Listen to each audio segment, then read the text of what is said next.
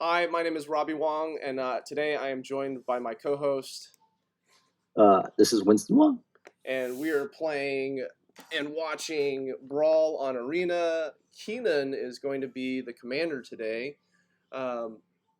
Whenever you tap a non-land permanent for mana, add 1 mana of any type that permanent produced. 5 and green-blue. Look at the top 5 cards of your library. You may put a non-human creature card from among them on the battlefield. Put the rest on the bottom of your library in a random order. So, this guy is ramp. He is also his own payoff. He's got a low toughness, so he's going to get targeted pretty quick if the opponent has any removal. But if he sticks around on the battlefield, or if you just cast him over and over again stubbornly, you can get a lot of value out of him and try and go over the top that way. Any thoughts, Winston, on the commander? Well, they seem like they've got, so like you said, good ramp, and then searching for non-humans, and you've got, seems like a large number of non-humans in your deck. So that seems good too. Yeah, 7 is a lot of mana, but this deck can produce a lot. So it's you're not really cheating anything to play. It's more like repeatable tutor. So I've often had the feeling when I open up MTG Goldfish or any other website that has a Brawl deck on it, I tend to get a little overwhelmed by what I see because it's a singleton format. You only get 1 card of each type. I sometimes it's a challenge for me to see what is the strategy, what do I need to look for in my opening hands, what do I hope is just stuck in my deck. So I like to split the deck apart and put cards into just categories. So, and that's one of the fun things about singleton formats is less popular cards get a chance to shine because they're not as powerful as what's popular, but they do something similar. So in a singleton format, they become quote unquote like the 5th card of a 4-card set. So this first column is all ramp or mana dorks, and they're pretty weak on their own, but you put them together and you double up their mana, especially somebody like Gyre Engineer, and you get to skip up the mana curve pretty quick. This next column is ramp plus, so these are expensive cards, quote unquote, and they do something in addition to ramping.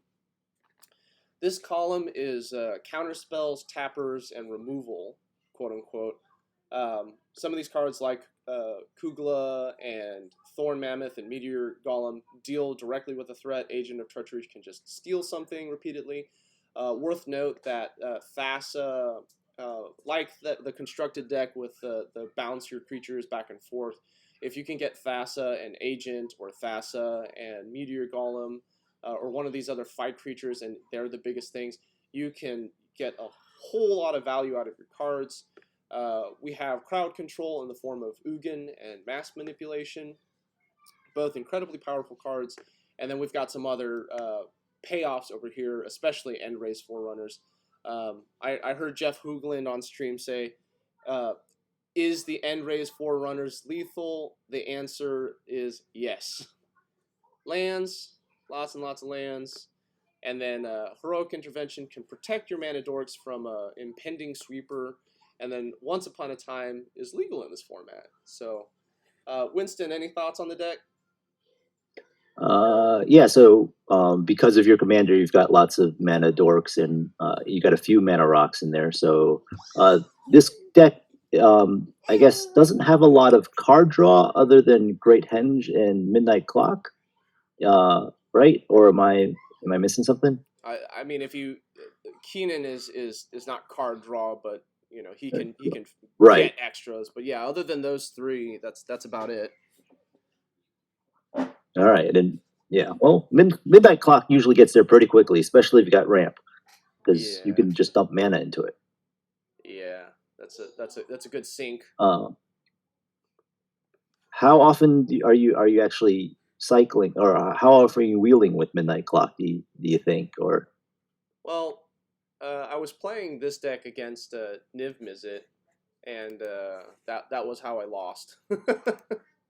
So they fair enough. They wheeled it, and I had some critical spells, and then that was it. Okay, so Niv Mizzet, you're gonna go back on the bench. Kinnan, come out to play. Yeah, the pay 7 find something scary is pretty incredible. I think I'm gonna err a little bit more on the side of caution with casting my commander. Okay. We'll see. So I've said this before with Brawl and these singleton formats. You can see your opponent's commander and start to draw a couple of conclusions off of what they're playing. It's not dissimilar to when companions were a little bit more rampant. Okay, so Yanling. Yep. Okay, so she's a planeswalker, can make things lose abilities and flying, -2, -0, create a 4/4. We're going to assume a lot of bounce and counter spells. I think I want to... Oh, I guess he cycles. Replaces himself, yeah. You kind of wish like Kugla and Mass Manipulation wasn't in this hand, so I think the question is more like, is this a keepable 5? And I think off the back of Visionary, and this guy is incredible in this deck. Let's go ahead and keep. Plus you get a scry off your scry land. Yeah, so we can kind of shape our turn 2, turn 3. Incubation is good draw. Fill in the curve. I'll take an extra land. Yeah, especially since you have 2 islands. So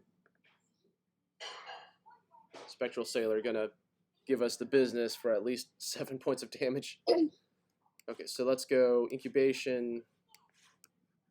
So we're at 3. 3 Yep. available mana. Okay, so the question then is, oh, fantastic. Let the bouncing begin. So you're 2, and So, they have a planeswalker. And they have a planeswalker. Which they upclicked for no value. I think the play is Arcane Signet, Incubation Druid. Use up all my mana. And if they bounce, it's at least only a 2 mana thing they're bouncing. Yeah, I need to have like nothing to do before I adapt this, I think. Sink 5 mana just for them to bounce it. Oh yeah. Okay, so we're under the gun here. I think we need to start aiming at either Kugla or Mass Manipulation. I'm leaning a little bit more towards Kugla. So we're at 6. Oh, yeah. Or we could steal one guy. But they have all this mana up. Let's... Well, I mean, Kugla fight the flyer, right? That'll save you 4 damage. If they bounce, you can do it again. Or do you think they're just going to counterspell? I think they're just going to counter it. Let's see. We can survive one more turn. Let's see what we get off of Llanowar, and then we'll play Kinnan, try and bait out the counterspell. That's not a counterspell. Yeah. And we want to draw fight cards. We want to draw. Oh, right. Well, that'll get in the way. Let's play Gyre Engineer. Maybe we can double spell next turn. Because if we play Kinnan with lands, then we have 4, 5, 6, 7, 8, 9, 10 mana. Can't quite double spell. Or 11 mana, 12 mana because we'll play out a land. Yeah, okay. So we'll be able to double spell. We'll Cavalier to bait. We'll Kinnan to bait, Cavalier to bait, Kugla to bait. And they only have 5 mana. They're holding this back. Great Henge. Okay. Okay. Here we go. Do you have a counterspell?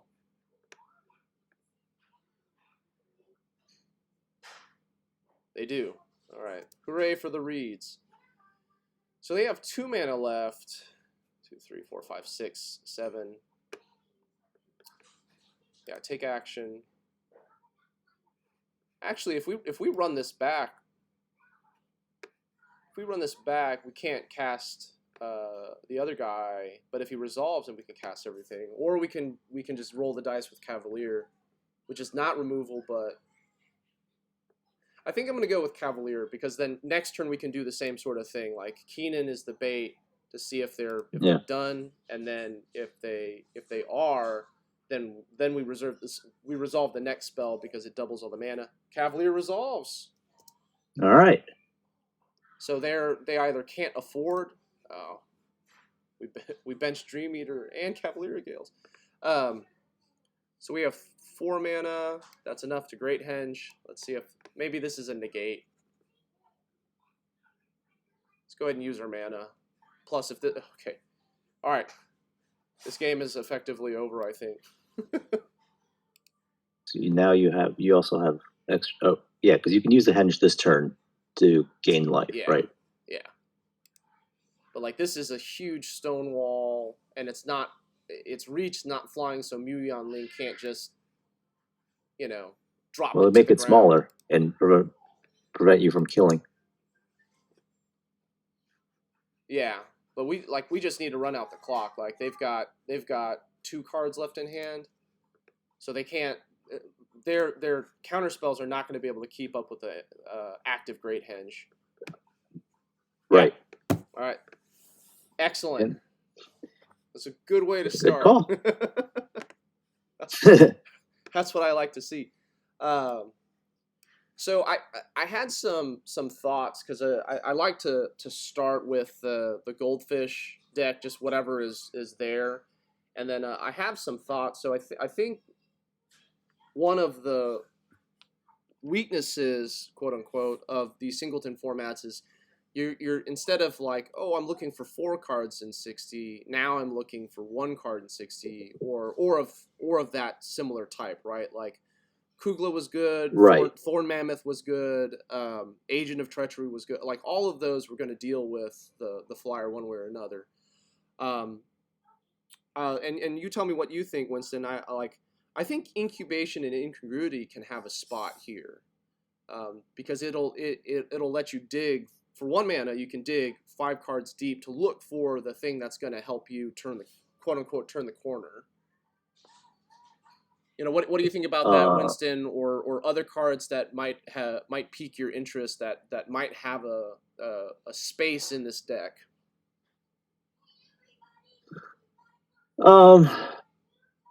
So anytime you play Simic, right, you wonder, does Uro have a place? Or is Uro banned in Brawl yet? Oh no, Uro is fine to play in here. Yeah, why isn't Uro in this deck? He's ramp. He's better. Why didn't I think of that? Okay, Winston, awesome. Yeah, no, okay, so the next version will definitely have Uro. But yeah, Incubation and Incongruity, it's like in that spot right there, it's like if I didn't have Kugla, I'd be able to look 5 deeper. Because I feel like with these ramp decks, like you have this early game where you hope you hope your opponent doesn't draw the sweeper, you hope your opponent doesn't pick apart all your mana dorks, because the only way mana dorks win is if they get to call in their big buddy at the end. It kind of reminds me of Lord of the Rings, the scene in the first movie where all the little goblins are coming and they've got a cave troll. It's like you need to get to your cave troll so that way you can late game. So a couple of the other things is like now that Jumpstart has introduced a bunch of cards into Historic, the payoff cards for like the Elves deck, like Craterhoof Behemoth and Allosaurus Shepherd, might have a role as a finisher, right? Along with the Big Pig. They're more like redundant copies of End-Raze Forerunners, right? That's true. All right, well... although I don't... Yeah. With that, let's go ahead and sign off here, and I look forward to seeing you guys next time.